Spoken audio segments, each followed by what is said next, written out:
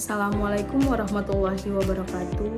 Salam sejahtera untuk kita semua. Shalom, Om Swastiastu, Namo Buddhaya, salam kebajikan.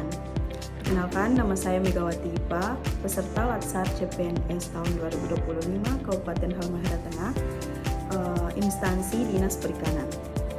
Di sini saya akan membahas sedikit terkait pembelajaran pada sinkronus agenda 1 yang telah saya dapatkan.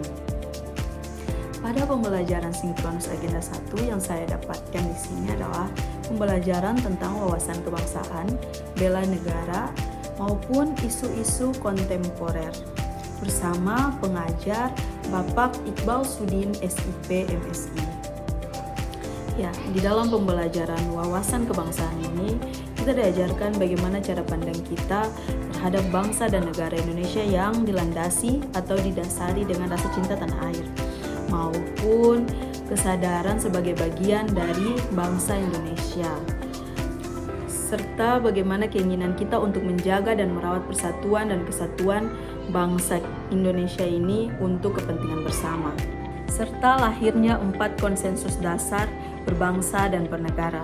Yang pertama adalah Pancasila, yang kedua Undang-Undang Dasar 1945, yang ketiga NKRI, dan yang keempat Bhinneka Tunggal Ika. Sehingga 4 konsensus dasar berbangsa dan bernegara itulah yang dimana sangat relevan dalam mewujudkan profesionalitas kita sebagai seorang ASN.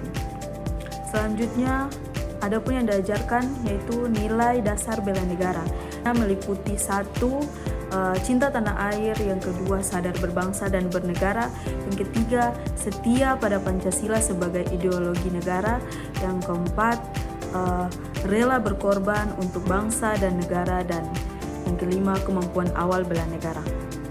Hal ini juga diajarkan agar bagaimana kita dapat menerapkannya di tempat kerja sebagai fungsi dan tugas kita selaku ASN, yaitu sebagai pelaksana kebijakan, sebagai pelayanan publik, maupun sebagai perekat dan pemersatu bangsa. Dari materi wawasan kebangsaan dan nilai-nilai bela negara itu, kita juga diberikan tugas individu di mana membuat rencana aksi bela negara dari masing-masing poin sehingga dapat menerapkannya di dalam tempat kerja kita masing-masing. Dari beberapa indikator itulah dapat menjadi bukti nyata ketika kita berada di tempat kerja maupun di kehidupan sehari-hari.